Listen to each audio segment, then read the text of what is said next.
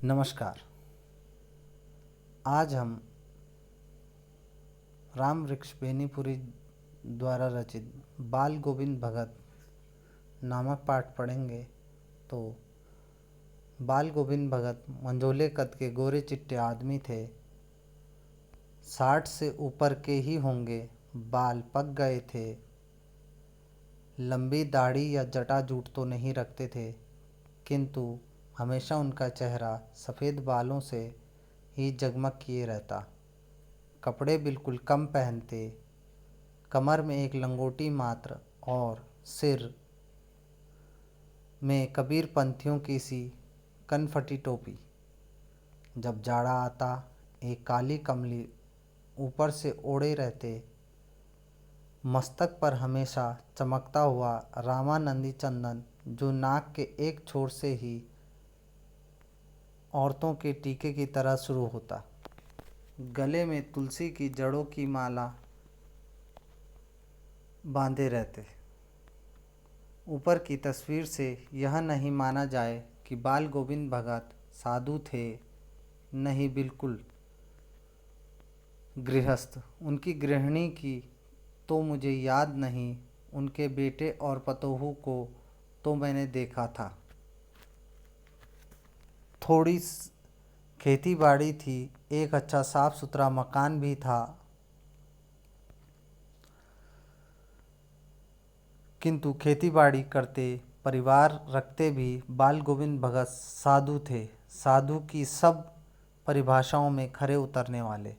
कबीर को साहब मानते थे, उन्हीं के गीतों को गाते, उन्हीं के आदेशों पर चलते, कभी झूठ नहीं बोलते, खरा व्यवहार रखते, किसी से भी दो टूक बात करने में संकोच नहीं करते, ना किसी से खामखा झगड़ा मोल लेते, किसी की चीज नहीं छूते, ना बिना पूछे व्यवहार में लाते।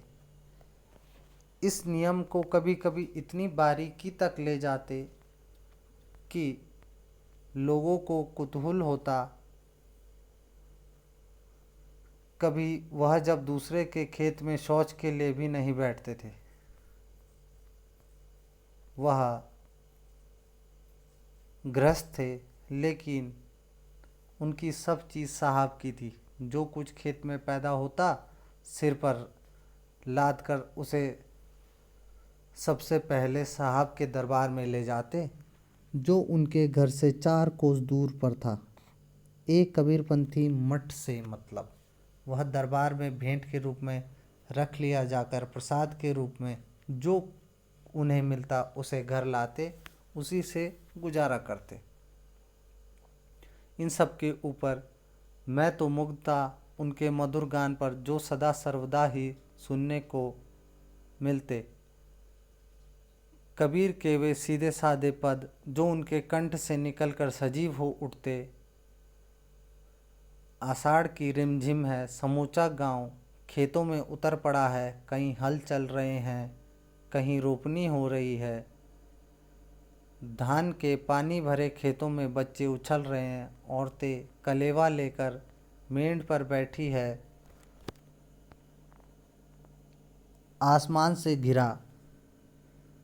आसमान बादल से घिरा, धूप का नाम नहीं, ठंडी पुरवाई चल रही है। ऐसे समय आपके कानों में एक स्वर तरंग, एक झनकार सी उठी। यह क्या है?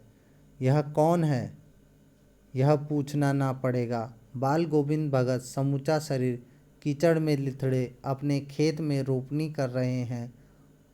उनकी अंगुली एक एक धान के पौधे को पंक्तिबद्ध खेत में बिठा रही है।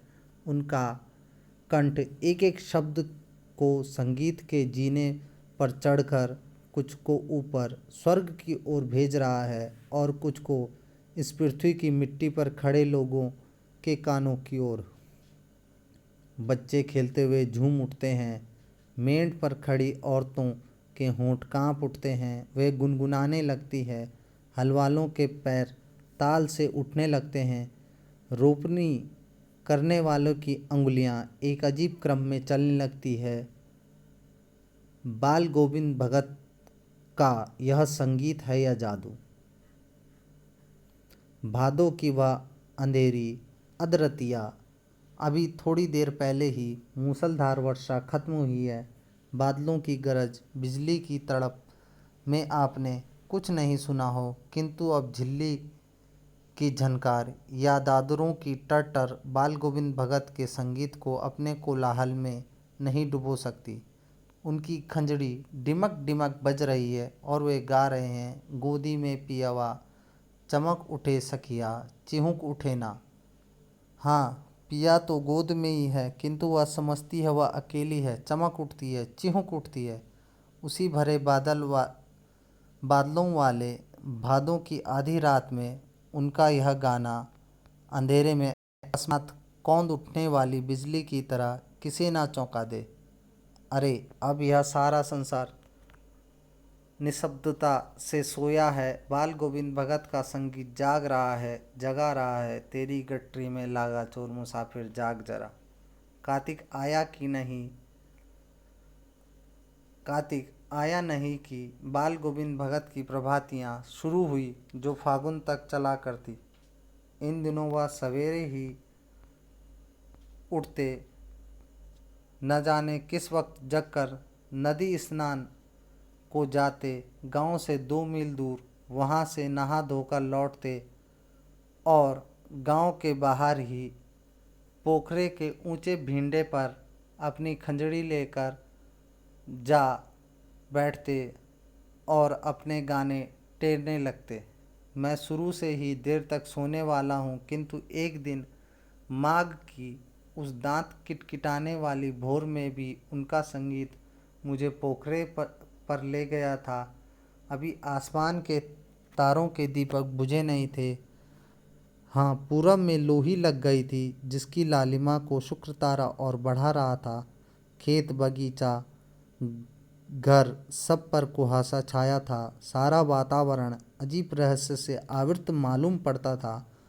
उस रहस्यमय वातावरण में एक कुश की चटाई पर पूरा मुंह काली कमली ओढ़े बाल गोविंद भगत अपनी खंजड़ी लिए बैठे थे। उनके मुंह से शब्दों का तांता लगा था। उनकी अंगुलियां खंजड़ी पर लगातार चल रही थी। गाते गाते इतने मस्त हो जाते, इतने सुरूर में आते, उत्तेजित हो जाते कि मालूम होता अब खड़े हो जाएंगे। कमली तो बार बार सिर से नीचे सरक जाती। मैं जाड़े से कंपकपा रहा था, किंतु तारे की छाँव में भी उनके मस्तक के श्रम बिंदु जब तब चमक ही पड़ते। गर्मियों की उनकी संध्या कितनी उमस भरी शाम को न शीतल करती। अपने घर के आंगन में आसन जमा बैठते। गांव के उनके कुछ प्रेमी भी जुट जाते। खंजड़ियों और करतालों की भरमार हो जाती। एक पद बाल गोविंद भगत कह जाते, उनकी प्रेमी मंडली उसे दोहराती तिहराती। धीरे धीरे स्वर ऊंचा होने लगता। एक निश्चित ताल, एक निश्चित गति से उस ताल स्वर के चढ़ाव के साथ श्रोताओं के मन भी ऊपर उठने लगते। धीरे धीरे तन मन पर हावी हो जाता। होते होते एक क्षण ऐसा आता कि बीच में खंजड़ी लिए बाल गोविंद भगत नाच रहे हैं और उनके साथ ही सबके तन और मन नृत्यशील हो उठे हैं। सारा आंगन नृत्य और संगीत से ओतप्रोत है। बाल गोविंद भगत की संगीत साधना का चरम उत्कर्ष उस दिन देखा गया जिस दिन उनका बेटा मरा। इकलौता बेटा था वह, कुछ सुस्त और बोदा सा, किंतु इसी कारण बाल गोविंद भगत उसे और भी मानते। उनकी समझ में ऐसे आदमियों पर ज़्यादा ही नज़र रखनी चाहिए या प्यार करना चाहिए, क्योंकि ये निगरानी और मोहब्बत के ज़्यादा हकदार होते हैं। बड़ी साध से उसकी शादी कराई। पतोहू बड़ी ही सुभग और सुशील मिली थी। घर की पूरी प्रबंधिका बनकर भगत को बहुत कुछ दुनियादारी से निवृत्त कर दिया था उसने। उनका बेटा बीमार है, इसकी खबर रखने की लोगों को कहाँ फुर्सत, किंतु मौत तो अपनी ओर सबका ध्यान खींचकर ही रहती है। हमने सुना बाल गोविंद भगत का बेटा मर गया। कुतूहलवश उनके घर गया, देखकर दंग रह गया। बेटे को आंगन में एक चटाई पर लिटाकर एक सफ़ेद कपड़े से ढांक रखा है।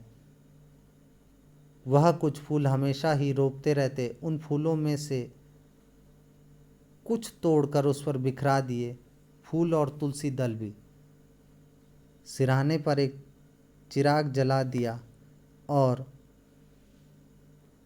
उसके सामने जमीन पर ही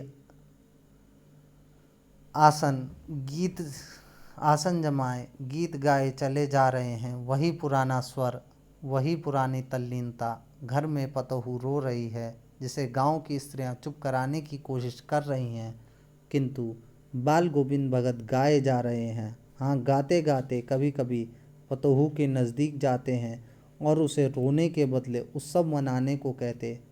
आत्मा परमात्मा के पास चली गई, विरहिणी अपने प्रेमी से जा मिली, भला इससे बढ़कर आनंद की कौन सी बात। मैं कभी कभी सोचता यह पागल तो नहीं हो गए, किंतु नहीं, वह जो कुछ कह रहे थे उसमें उनका विश्वास बोल रहा था, वह चरम विश्वास जो हमेशा ही मृत्यु पर विजयी होता आया है। बेटे के क्रम में तूल नहीं किया, पतोहू से ही आग दिलाई, किंतु ज्यों ही श्राद्ध की अवधि पूरी हो गई, पतोहू के भाई को बुलाकर उसके साथ कर दिया, यह आदेश देते हुए कि इसकी दूसरी शादी कर देना। इधर पतोहू रो रो कर कहती, मैं चली जाऊंगी तो बुढ़ापे में आपके लिए कौन भोजन बनाएगा, बीमार पड़े तो कौन एक चुल्लू पानी भी देगा। मैं पैर पड़ती हूँ, मुझे अपने चरणों से अलग नहीं कीजिए। लेकिन भगत का निर्णय अटल था, तू जा, नहीं तो मैं ही इस घर को छोड़कर चल दूंगा। यह उनकी आखिरी दलील, और इस दलील के आगे बेचारी की क्या चलती। बाल गोविंद भगत की मौत उन्हीं के अनुरूप हुई। हर वर्ष गंगा स्नान करने जाते। स्नान पर उनकी इतनी आस्था नहीं थी जितना संत समागम और लोक दर्शन पर। पैदल ही जाते। करीब 30 कोस पर गंगा थी। साधु को संबल लेने का क्या हक, और गृहस्थ किसी से भिक्षा क्यों मांगे। अतः घर से खाकर चलते तो फिर घर ही लौटकर खाते। रास्ते भर खंजड़ी बजाते गाते, जहाँ प्यास लगती पानी पी लेते। 4-5 दिन आने जाने में लगते, किंतु इतने लंबे उपवास में भी वही मस्ती। अब बुढ़ापा आ गया था, किंतु टेक वही जवानी वाले। इस बार लौटे तो तबीयत कुछ सुस्त थी। खाने पीने के बाद भी तबीयत नहीं सुधरी। थोड़ा बुखार आने लगा, किंतु नेम व्रत छोड़ने वाले नहीं थे। वही दोनों जून गीत, स्नान, ध्यान, खेती बाड़ी देखना दिन दिन छीजने लगे। लोगों ने नहाने धोने से मना किया, आराम करने को कहा, किंतु हंसकर टाल देते। उस दिन भी संध्या में गीत गाए, किंतु मालूम होता जैसे तागा टूट गया हो, माला का एक एक दाना बिखरा हुआ। भोर में लोगों ने गीत नहीं सुना। जाकर देखा तो बाल गोविंद भगत नहीं रहे, सिर्फ उनका पंजर पड़ा हुआ था, अर्थात उनका शरीर पड़ा हुआ था। तो बच्चों, ये राम वृक्ष बेनीपुरी जी द्वारा रचित बाल गोविंद भगत नामक पाठ था, जिसे हमने अभी पढ़ा। धन्यवाद।